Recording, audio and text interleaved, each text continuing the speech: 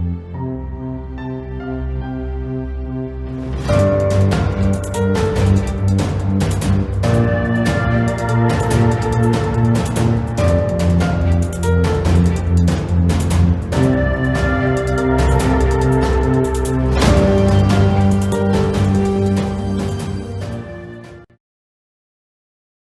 students, welcome to CRS class with your teacher Mrs. Ndubisi Blessing. In our today's lesson, we are going to discuss the promise of the Holy Spirit. The promise of the Holy Spirit. And in our objectives, listen very carefully. At the end of the lesson, the students should be able to do the following. At the end of this lesson, you should be able to discuss the importance of the promise of the Holy Spirit to the disciples. Discuss the importance of Jesus' promise of the Holy Spirit to the disciples. 2. Narrate the story of the coming of the Holy Spirit on the disciples. Thirdly, you are expected to discuss Peter's first speech and state the effect of his speech. Okay, the promise of the Holy Spirit. We will see it in the book of John chapter 14, verse 5 to 16, John chapter 14, 5 to 16, and Acts of the Apostles chapter 1, 3 to 8.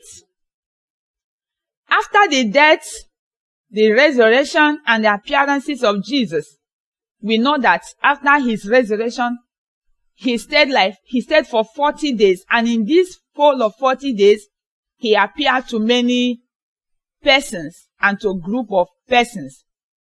So, in one of those of his appearances, he promised his disciples another comforter. Seeing that they were afraid of the persecution they received from the Jews, Jesus instructed them to stay in Jerusalem and wait for the promise of their Father.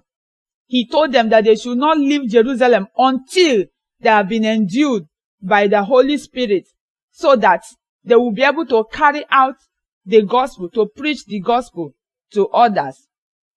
Now let's look at the reasons for the promise of the Holy Spirit.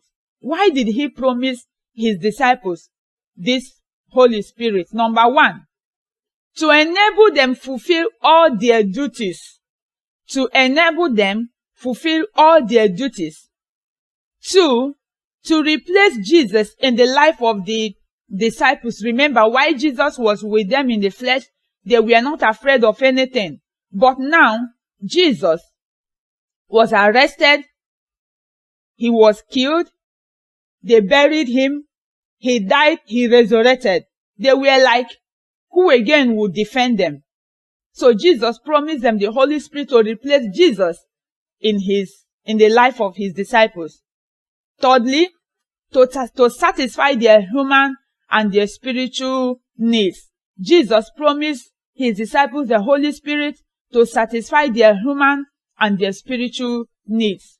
And number 4, the Holy Spirit would give them boldness and peace of heart and mind. Remember, they were already afraid because of the persecution they received from the Jews. So Holy Spirit will give them boldness.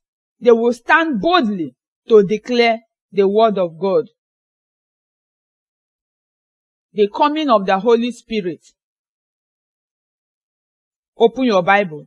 Read the book of Acts chapter 2 from verse 1 to verse 13.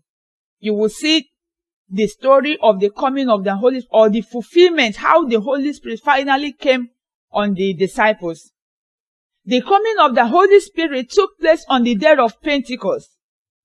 Remember, Pentecost was one of the feasts.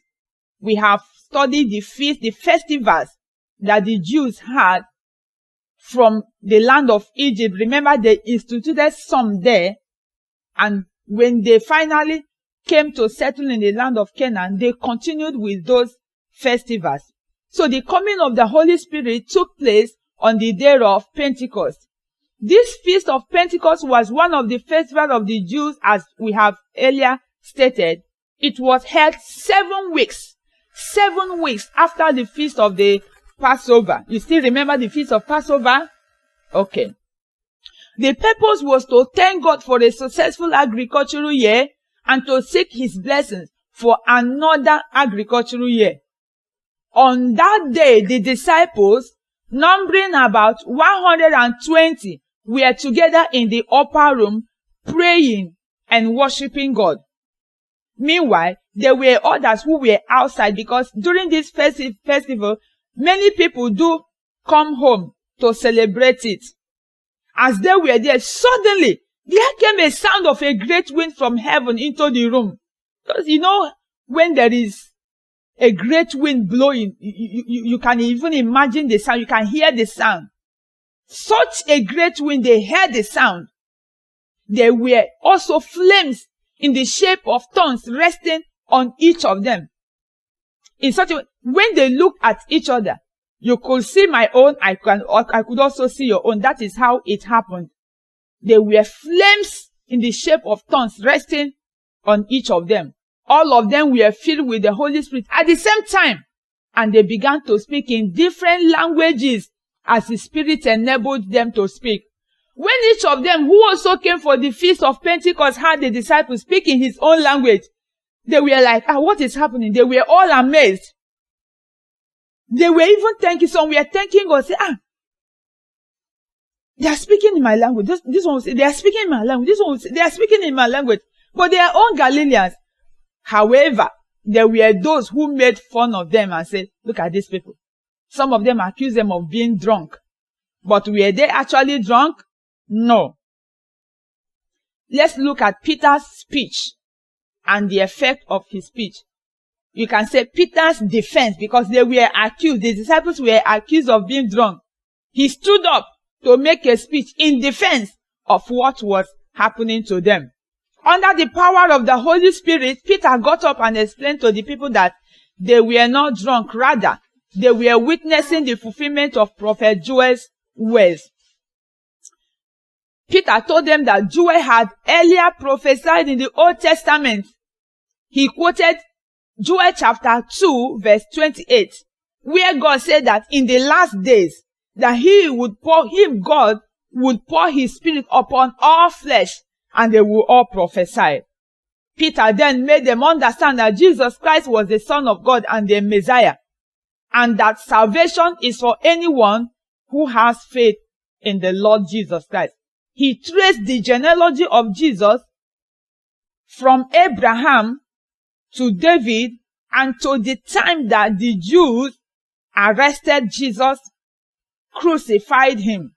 He made them to understand that Jesus that they rejected, that God has raised him. It is through his power that what they were seeing on that day of Pentecost was made possible. Let's look at the effect of his speech on the people. The first effect of the first speech of Peter, we refer to it as his first speech, because we have other speeches made by Peter in the New Testament, especially in the book of the Acts. So this one was his first speech. The first effect of this Peter's first speech was that the audience was cut to the heart. They were like, we didn't know that what we did was bad. They were cut to the heart. Secondly, about 3,000 people repented of their sins and were baptized. Remember, I said that on the day of Pentecost, while they were in the room worshiping and praying, 120 disciples were there, about 120. But after the incident, after they had received the Holy Spirit, and after Peter had explained to them what was happening, about 3,000 repented of their sins and were baptized and were added to the church. We have looked at the promise of the Holy Spirit, the reasons why Jesus Christ promised his disciples the Holy Spirit, the fulfillment of the Holy Spirit, that is the coming of the Holy Spirit on the disciples. We have looked at Peter's first speech and the effect of that his first speech. Now take your assignment. 1. Discuss the importance of the promise of the Holy Spirit to the disciples. Discuss the importance of the promise of the Holy Spirit to the disciples. 2. Narrate the story of the fulfillment of the promise. Narrate the story of the fulfillment of the promise. Give an account of Peter's first speech on the day of Pentecost and its effects. Thank you for listening. Till I come your way next time, I still remain your CRS teacher, Mrs. Ndubisi Blessing. God bless you.